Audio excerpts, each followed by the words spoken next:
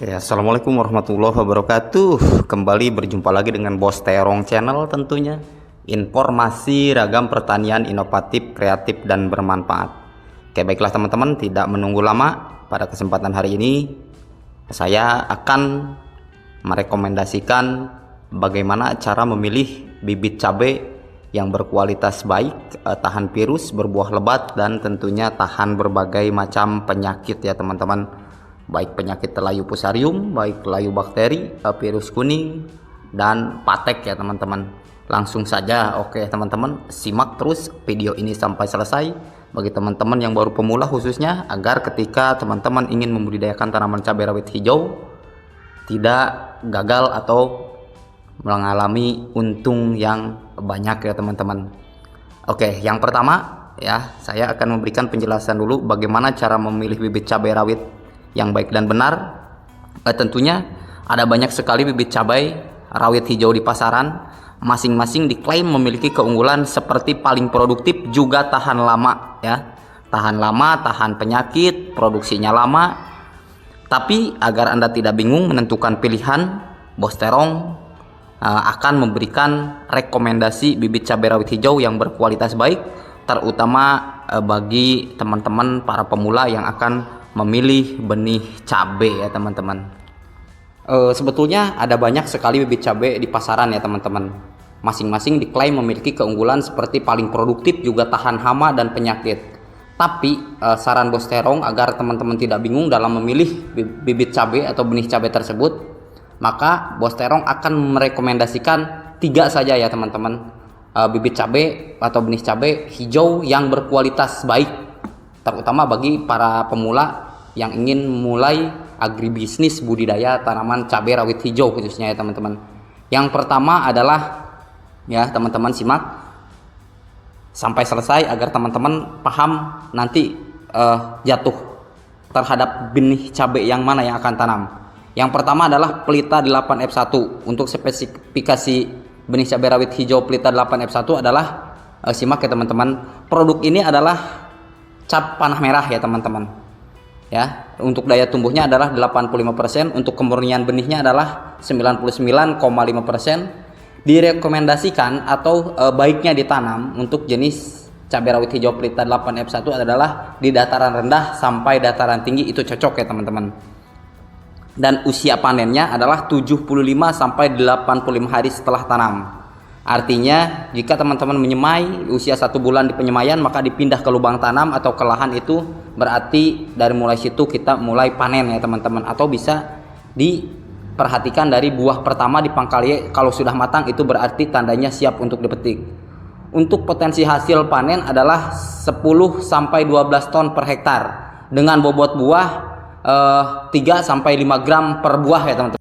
Dan memang untuk ketahanan penyakit ya teman-teman, sudah saya hampir 8 tahun menanam jenis rawit Pelita 8F1 adalah, yang pertama dia tahan virus, baik itu virus kuning, virus kemudian bercak daun, dan kemudian untuk jenis cabai rawit Pelita 8F1 ini juga tahan terhadap layu bakteri ataupun layu fusarium ya teman-teman.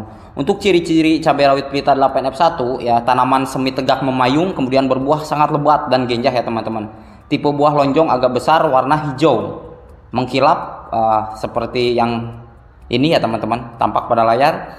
Dan kemudian sangat pedas, tahan bakteri. Kemudian periode panen itu lama ya teman-teman. Saya sudah menanam ini dari Maret ke Maret yang sekarang ini, hampir 1 tahun, tapi buahnya tetap bagus, produktif ya teman-teman.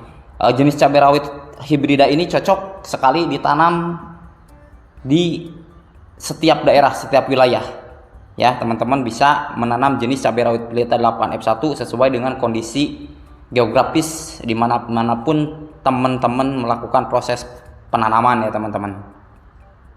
Kita beralih ke cabai rawit kedua yang direkomendasikan oleh saya pribadi, yaitu Bos Terong Channel ya teman-teman.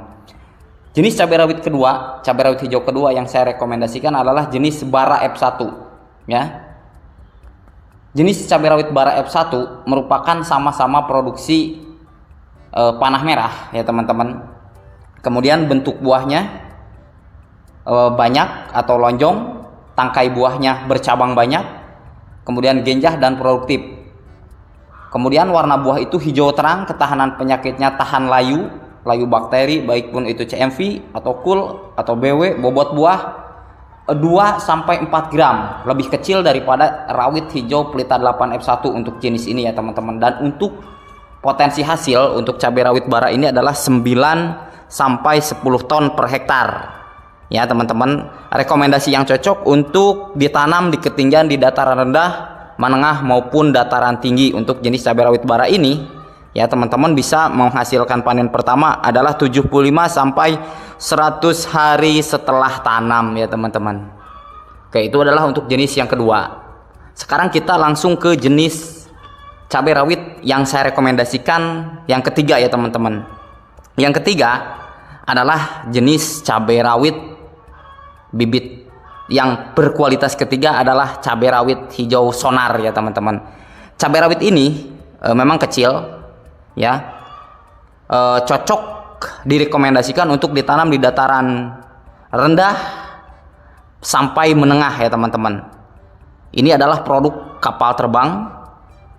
Kemudian tanaman ini tegak dengan ruas pendek dan buah sangat lebat, tapi buahnya ini cenderung sedikit kecil ya teman-teman dibandingkan dengan cabai rawit pelita 8F1 dan cabai rawit bara yang tadi saya sampaikan di depan ya teman-teman. Buah berwarna hijau gelap saat muda dan berbuah menjadi merah mengkilat setelah masak. Buah menghadap ke atas. Buah berukuran panjang kurang lebih 5,5 cm dengan diameter 0-0,7 cm dan rasanya sangat pedas. Umur panennya adalah 73 hari setelah tanam. Pindah tanam dengan potensi hasil kurang lebih antara 20 ton per hektar. Kisaran satu pohon itu antara 800 sampai 1 kg per pohon ya teman-teman.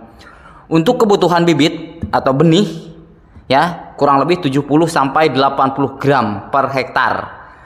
Umur panen tanaman pertama dapat dipetik 75 hari setelah tanam. Tanamannya cukup tahan terhadap serangan layu bakteri dan fusarium. Rasanya super pedas ya, kategorinya termasuk cabai rawit kategori cabai setan gitu ya. Jadi pedas sekali untuk jenis cabai rawit sonar ini. Dan kemudian daya simpan yang lama ini bisa menguntungkan bagi teman-teman yang ingin melakukan pengiriman jarak jauh ya, sehingga cocok untuk dikirim 2-3 hari ke jarak jauh. Ini tetap masih segar ya teman-teman.